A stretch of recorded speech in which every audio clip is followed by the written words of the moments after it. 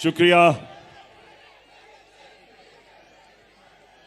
मैं सरगोदा यूनिवर्सिटी का शुक्रिया अदा करता हूं कि आज उन्होंने मुझे दावत दिया। तो मैं अब सबसे रिक्वेस्ट करूंगा कि खामोशी से आपने मेरी बात सुननी है, पसंद आई तो बाद में फिर नारे मारना। शुक्रिया शुक्रिया। अच्छा, अभी बस आया, सब पता चल गया, सुन ले आप मेरी बात। अच्छा देखें, मुझे पता चला कि जो गवर्नर पंजाब, सुन ले, आराम से सुनने आज आपने मेरी बात, पता नहीं कब मौका मिलेगा फिर से आपसे बात करने का। मैं सबसे पहले गवर्नर पंजाब, जो चांसलर है सरगोदा यूनिवर्सिटी का, गवर्नर साहब जरा मैं आपसे मुखातिब हूं। आप सबके सामने, सरगोदा यूनिवर्सिटी के स्टूडेंट्स के सामने, मैं गवर्नर पंजाब से मुखातिब हूं। मैं सबसे पहला सवाल गवर्नर साहब कि ये आपको किसने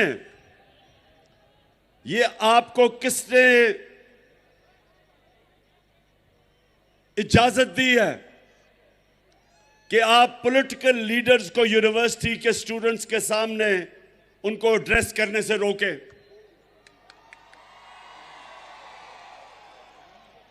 मैं ऑक्सफोर्ड यूनिवर्सिटी 3 साल था। ऑक्सफोर्ड यूनिवर्सिटी के लिए बड़े बड़े, सिर्फ बर्तानिया के पॉलिटिशियंस नहीं, इंटरनेशनल पॉलिटिशियंस इनवाइट करते थे, अभी भी करते हैं, और वो स्टूडेंट्स को एड्रेस करते थे।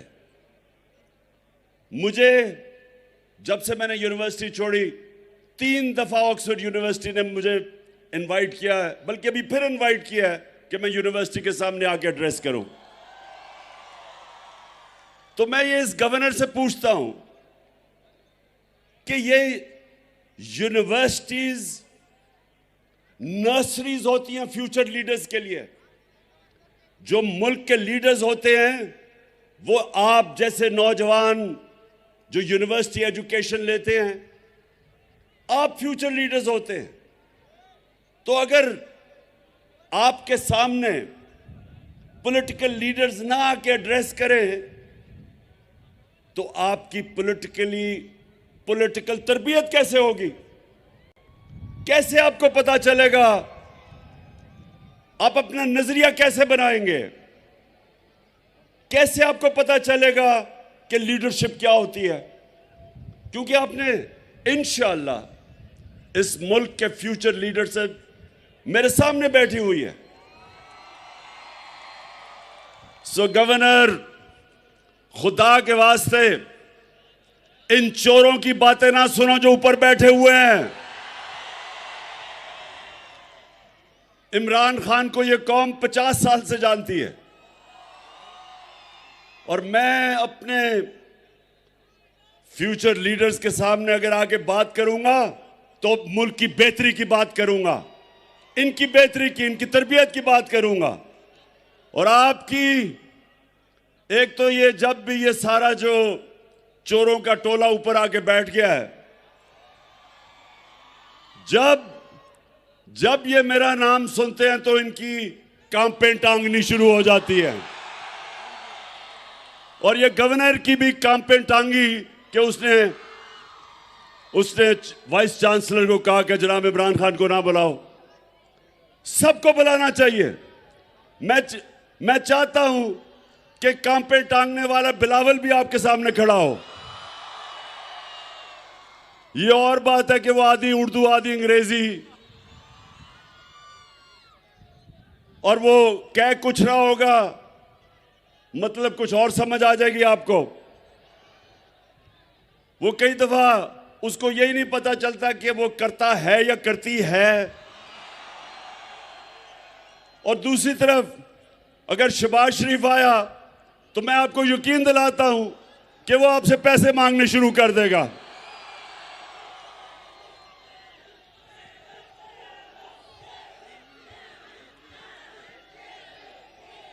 हाँ, और आप डीजल साहब को भी इनवाइट कर सकते हैं। यहां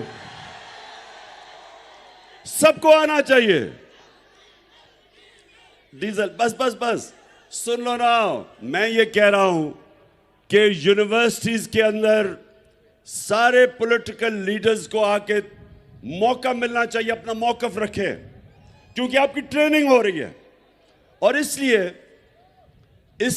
क्यों यूनिवर्सिटीज में मुल्क की फ्यूचर लीडरशिप यहां से जन्म लेती है।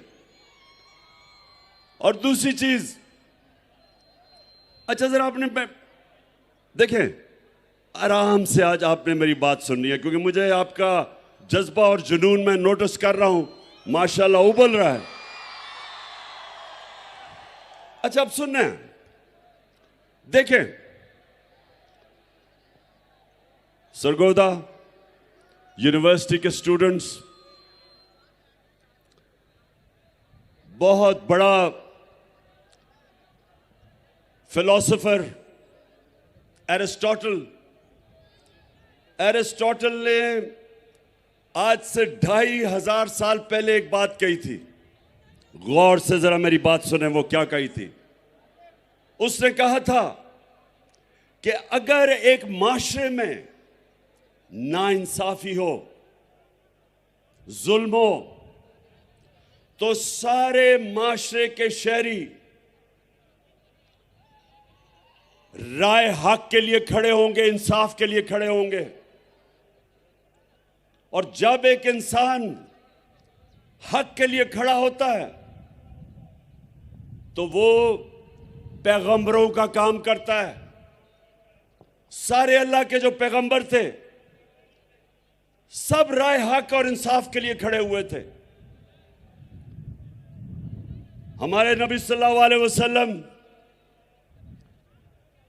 मक्का के जो कुफार थे, जो जुल्म करते थे, जिन्होंने आजादी राय, जो अपनी आजादी राय लेके निकले थे, हमारे नबी सल्लल्लाहु अलैहि वसल्लम उन्होंने रोक दिया था, तशद्दुद किया था लोगों पे। वो उसके लिए खड़े हुए थे। जो हजरत मूसा थे वो फिरौन के जुल्म के खिलाफ खड़े हुए थे। हजरत इब्राहिम नमरूद के खिलाफ खड़े हुए थे। हजरत ईसा रोमन इंपीरियलिज्म और जो यहूदी एलीट थी उसके खिलाफ खड़े हुए थे। सब इंसाफ के लिए खड़े हुए थे। तो दो किस्म के पॉलिटिशियन हैं। एक पॉलिटिशियन है जिसको दुनिया हकारत से देखती है, अवाम का नाम लेके इक्तदार में आता है और उसी अवाम को लूटना शुरू कर देता है, झूठ बोलता है अवाम से। इनको लोग हकारत से देखते हैं। और दूसरा पॉलिटिशियन कायदे आजम मोहम्मद अली जिन्ना। कायदे आजम एक बड़ी ख्वाब इंसाफ के लिए, मुसलमानों के हकूक के लिए निकले थे कि हिंदुस्तान में हमें हकूक नहीं मिलेंगे, इसलिए वो निकले थे। 40 साल स्ट्रगल थी। इसलिए आज हम सब कायदे आजम की इज्जत करते हैं कि उन्होंने अपने लिए सियासत नहीं की थी, हमारे लिए की थी। नेल्सन मंडेला, साउथ अफ्रीका में कोई सोच भी नहीं सकता था कि कभी भी खून के बगैर जो अफ्रीकन थे उनको आजादी मिलेगी, क्योंकि गोरों ने उनके ऊपर कब्जा किया हुआ था। अपार्थाइड रिजीम थी, गोरे ऊपर बैठे थे, नीचे गुलाम थे। तो नेल्सन मंडेला 27 साल उसने स्ट्रगल की, 27 साल जेल में गुजारे, लेकिन अपने मौकफ से पीछे नहीं हटा। और जब तक साउथ अफ्रीका रहेगा, चाहे वो गोरा हो या काला हो, सब नेल्सन मंडेला की इज्जत करेंगे, क्योंकि उसने अपनी जात के लिए पॉलिटिक्स नहीं की। और हमारे नबी सल्लल्लाहु अलैहि वसल्लम, हम क्यों उनसे इतना प्यार करते हैं, हम क्यों इश्क करते हैं उनसे? क्योंकि उन्होंने हमें हकूक दिलवाए, उन्होंने हमें इंसान बनाया। उन्होंने मदीना में अदल और इंसाफ का निजाम लेके आए, इंसानों को आजाद कर दिया। उन्होंने मेरिट लेके आए। उन्होंने तालीम का बताया कि जब तुम इल्म हासिल करते हो तो ये इबादत में शामिल हो जाता है। उन्होंने वो लोग जिनकी कोई हैसियत नहीं थी, दुनिया की इमामत की। उन्होंने वो अरब जिनकी हैसियत नहीं थी, दो सुपर पावर्स थे मशरिक और मगरिब में। ये दुनिया की तारीख का सबसे बड़ा इनकलाब था कि उन्होंने उनको उठा के लीडर्स बना दिया। हर सहाबी लीडर बन गया। तो मेरे जो आज जो नौजवान में आप सब मेरे सामने हैं, ये समझें कि हमारा मुल्क अब दो तरफ है, फैसला कुन मोड़ के ऊपर खड़ा है। अगर इस वक्त जो मैं अपनी सारी कौम को कहता हूं कि आप आज हक और सच और इंसाफ के लिए नहीं खड़े होंगे, तो याद रखें, जब आप जुल्म का मुकाबला नहीं करते और जुल्म के बुत के सामने झुक जाते हैं, वो माशरा तबाह हो जाता है। हजरत अली का कौल है कि कुफर का निजाम चल जाएगा, लेकिन जुल्म और ना इंसाफी का निजाम नहीं चल सकता।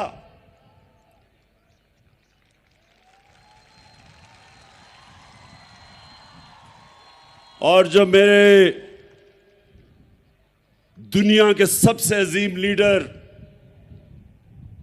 हम सब के दिलों का जो राज करते हैं, नबी सल्लल्लाहु अलैहि वसल्लम, 1500 साल पहले उन्होंने जो कहा था, मैं सब चाहता हूं ये बार बार मेरी बात याद रखना कि जो उन्होंने कहा था, उनकी जो हदीस है कि तुम्हारे से पहले बड़ी कौमें तबाह हुई, जिधर कमजोर छोटा चोर चोरी करे तो जेल में, और बड़ा डाकू जब चोरी करे तो उसका वो ना पकड़ सके जो मुल्क, उसको एनआरओ दे दे, वो तबाह हो जाता है। ये याद रखें कि आप आज अपने सामने मुल्क को तबाही की तरफ जाते देख रहे हैं, क्योंकि मेरे नबी ने कह दिया था कि जब आज जेलों में जाके देखें, सब गरीब लोग नजर आएंगे आपको। मुशर्रफ ने मुझे भी कोई चंद दिन जेल में रखा था, मुझे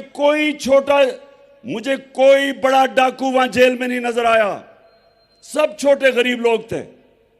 और जब मैं असेंबली में गया तो बड़े बड़े नामवर डाकू मुझे पाकिस्तान की असेंबली में नजर आए। तो ये देखें,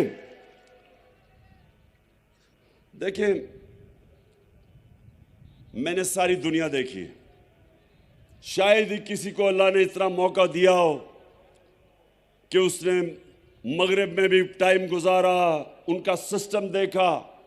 क्रिकेट की वजह से सारी दुनिया के तकरीबन मुल्क देखे, सब दुनिया देखी मैंने। मैं आज आप सबको देखें, मेरे सरगोदा यूनिवर्सिटी के नौजवानों, गौर से मेरी बात सुने।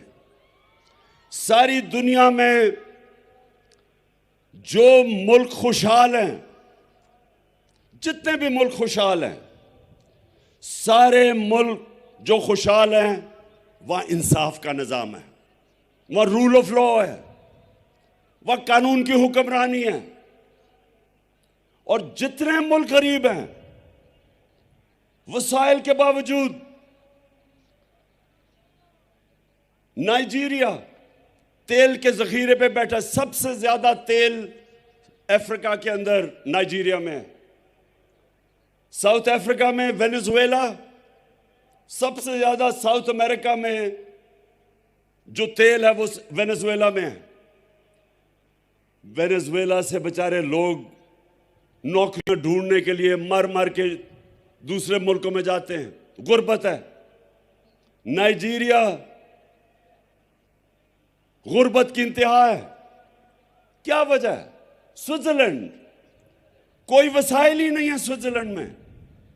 हमारे जो नॉर्दर्न एरियाज में, हमारे जो गिलगित बल्तिस्तान के पहाड़ हैं, आप यकीन करें कि कोई मुकाबला ही नहीं है जो हमारी खूबसूरती है, जो स्विट्जरलैंड में है उसका कोई मुकाबला ही नहीं है। अल्लाह ने जो हमें यहां खूबसूरती दी है, लेकिन स्विट्जरलैंड दुनिया का अमीर तरीन और खुशहाल मुल्क है, कोई वसाइल नहीं है। और नाइजीरिया और वेनेजुएला तेल के बावजूद गुर्बत है। फर्क क्या है? रूल ऑफ लॉ, इंसाफ, कानून की हुक्मरानी। स्विट्जरलैंड के अंदर जो रूल ऑफ लॉ इंडेक्स है, मतलब कि जिस मुल्क में इंसाफ का निजाम बेहतरीन है, स्विट्जरलैंड में 99.9% है रूल ऑफ लॉ इंडेक्स, यानी कोई कानून के ऊपर नहीं है। और नाइजीरिया 7%, 7%। तो इसलिए जब मेरे नबी सल्लल्लाहु अलैहि वसल्लम ने कहा था कि तुम्हारे से पहले बड़ी कौमें तबाह हुई, जिधर कानून नहीं, जिधर इंसाफ नहीं, जिधर कानून की हुक्मरानी नहीं, जिधर ताकतवर आईनारो ले ले और कमजोर बेचारा जेलों में जाए, तब उन्होंने कहा था कि वो तबाह हो जाएगा। दुनिया में चले जाएं, तबाह हो रहे हैं मुल्क जिधर इंसाफ नहीं है। हमारे सामने मेरी जिंदगी में सिंगापुर आजाद हुआ, छोटा सा सिंगापुर, पानी भी उनका अपना नहीं था, मलेशिया से पानी आता था। वो सिंगापुर जिसको कोई सोच भी नहीं सकता था, सिर्फ एक बंदरगाह थी। ये सरगोदा यूनिवर्सिटी गौर से सुनो, क्योंकि हमारे सामने हुआ ये। उस सिंगापुर में एक ईमानदार लीडर आया जिसका नाम था ली कुआन यू। पाकिस्तान और सिंगापुर का जो पर कैपिटा इनकम था वो एक ही था।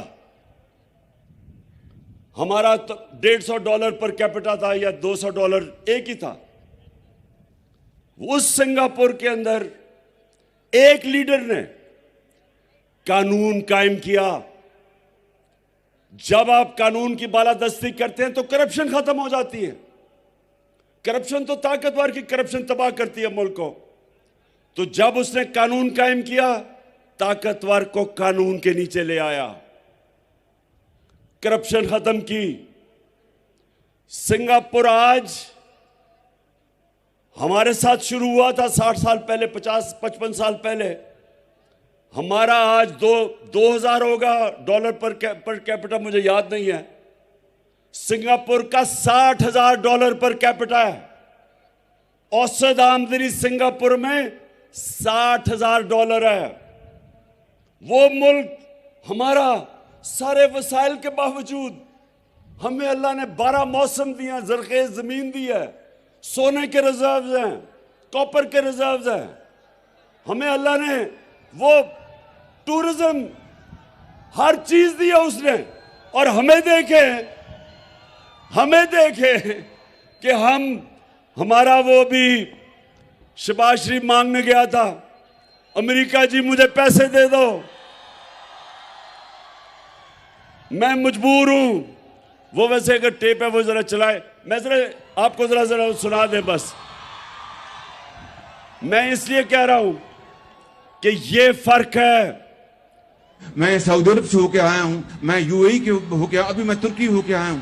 और मैंने उन भाइयों को कहा कि आप हमारे बड़े अजीम भाई हैं, हमेशा आपने हमारी मदद की। और मैंने यही कहा, जब मैं आया हूं तो आप समझेंगे शायद ये मांगने आया है। मैं मांगने नहीं आया, लेकिन मजबूरी है। जिस तरह माजी में 75 साल में आपने हमारा हाथ बटाया है। मैं ये आपको सरगोदा देखें, हम अब ये देख रहे हैं कि हमारा प्राइम मिनिस्टर जब पैसे मांगता है, सारे मुल्क की इज्जत खत्म हो जाती है। बाहर जब आप जाते हैं, हरा पासपोर्ट लेके दुनिया में जब जाते हैं, तो आपको अलग लाइनों में खड़ा कर देते हैं। क्योंकि जो मुल्क दूसरे मुल्कों के सामने हाथ फैलाता है, जिस तरह जो आदमी दूसरे आदमी के सामने हाथ फैलाता है, इज्जत नहीं होती, कौमी गैरत खत्म हो जाती है। तो मैं जो आज आपको खास तौर पे, मैं सरगोदा यूनिवर्सिटी खास तौर पे जो मैं आपके पास आया ये बताने के लिए कि देखें, अगर हम ये समझते हैं कि ये मुल्क चल जाएगा, कि जेल भरे हों बेचारे गरीब लोगों से जो मजबूरी में चोरी करें, बेरोजगारी में, आजकल जो बिजली के बिल हैं वो कौन दे सकता है, तो मुश्किल में जो चोरी करें वो जेल में, और जो बड़े बड़े डाकू अरबों रुपए की चोरी जिन्होंने की हो वो दंदनाते फिरे हैं, प्राइम मिनिस्टर बन जाएं। ये जो अब जरा सुने, ये आपके लिए मैं सिर्फ बता रहा हूं, सरगोदा यूनिवर्सिटी ये पॉलिटिक्स नहीं है, ये हमारे मुस्तकबिल का फैसला होने जा रहा है।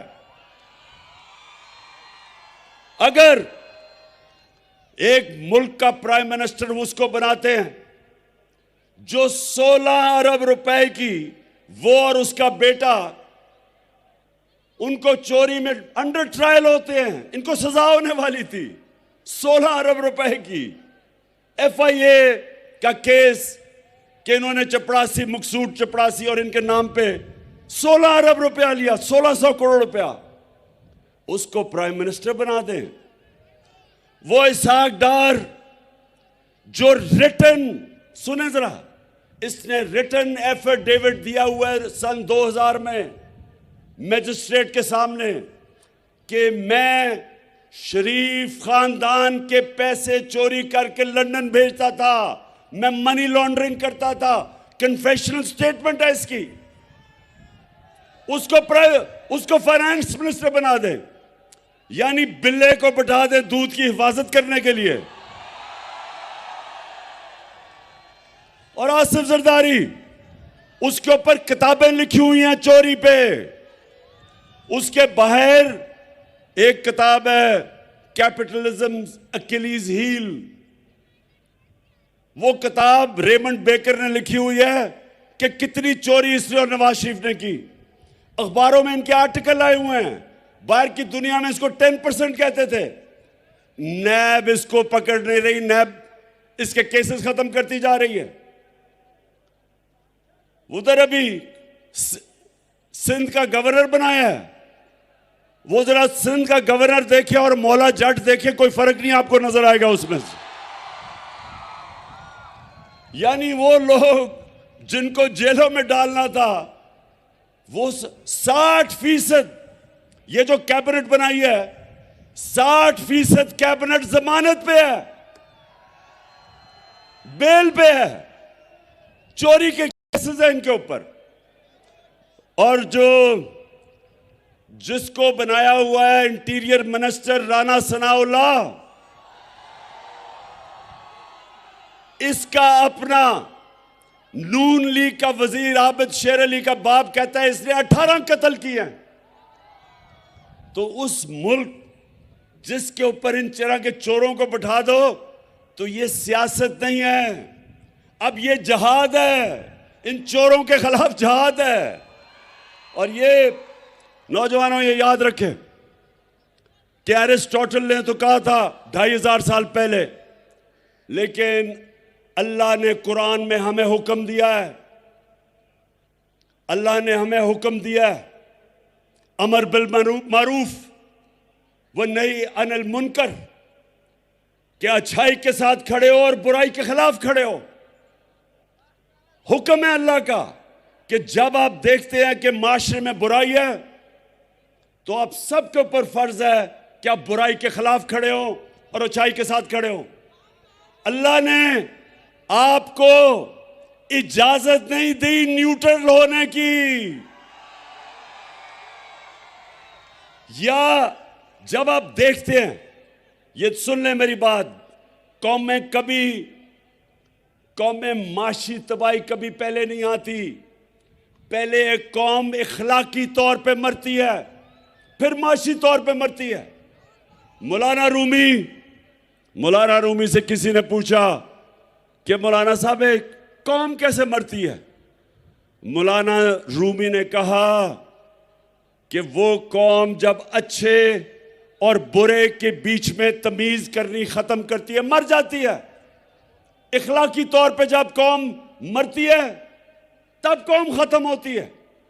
जर्मनी और जापान दूसरी जंग अजीम में तबाह हो गए थे। एक बिल्डिंग नहीं खड़ी थी उधर। जापान के ऊपर 2 एटम बम गिरे थे, 10-10 साल में खड़े हो गए। 10-10 साल में दोनों कौमें खड़ी हो गई, क्योंकि आप बिल्डिंग्स को तो बम मार के गिरा सकते हैं, लेकिन अखलाकियात को बम मार के नहीं मार सकते। इसलिए अल्लाह का हुक्म है अमर बिल मारूफ, और दूसरा उसने जिहाद हमारे पे फर्ज किया है। अल्लाह ने कहा है कि नाइंसाफी के सामने खड़े हो, जुल्म का मुकाबला करो, ये उसका हुक्म है। तो जो मैं आज सारी अपनी कौम को तैयार कर रहा हूं, इंशाअल्लाह चंद दिनों में मैं अपनी मार्च अनाउंस करने लगा हूं।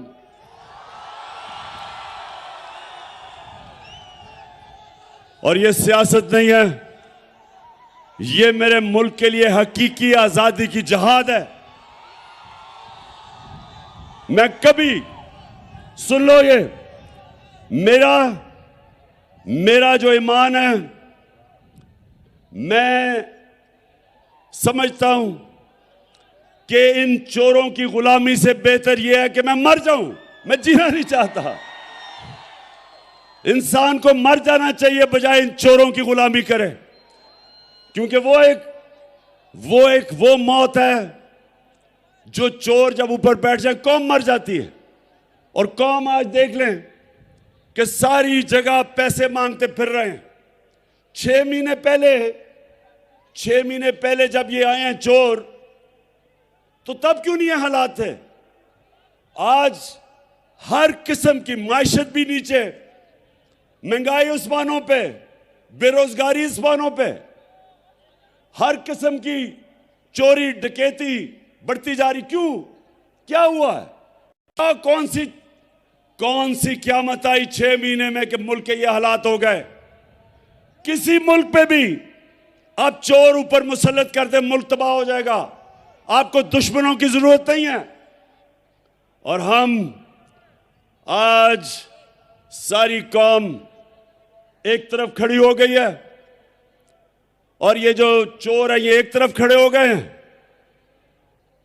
कौम इधर है, चोर इधर है। जब इलेक्शन होती है हम हार जाते हैं, अपने अंपायर खड़े करके भी हार जाते हैं। और मेरा ये चैलेंज है, मेरा सरगोदा यूनिवर्सिटी आखिरी 2 बातें करने लगा हूं आपसे। देखें, अब आखिरी 2 बातें। एक आप सब ने मेरे से वादा करना है। अभी नहीं, बात तो करूं। आपने सब ने हाथ उठा के एक मेरे से वादा करना है कि आप सब हमेशा जुल्म और नाइंसाफी के सामने जिहाद करेंगे, झुकेंगे नहीं। और दूसरा, सरगोदा यूनिवर्सिटी, दूसरी बात, मैं आप सबको पता होना चाहिए कि आप अल्लाह की सबसे अजीम मखलूक हैं, अशरफुल मखलूकात। अल्लाह ने हम सब के अंदर सलाहियत दी है। अल्लाह ने हमें सब में सलाहियत दी है कि हम जो चाहें हम बन सकते हैं। हम सब में सलाहियत है। ये याद रखना कि इंसान हर काम कर सकता है, सिर्फ एक शर्त है कि जब वो किसी ख्वाब के पीछे जा रहा हो, जब वो अपनी ख्वाब के पीछे जा रहा हो, एक शर्त है कि जब बुरा वक्त आता है आपने हार नहीं माननी, क्योंकि इंसान हारता तब है जब वो हार मान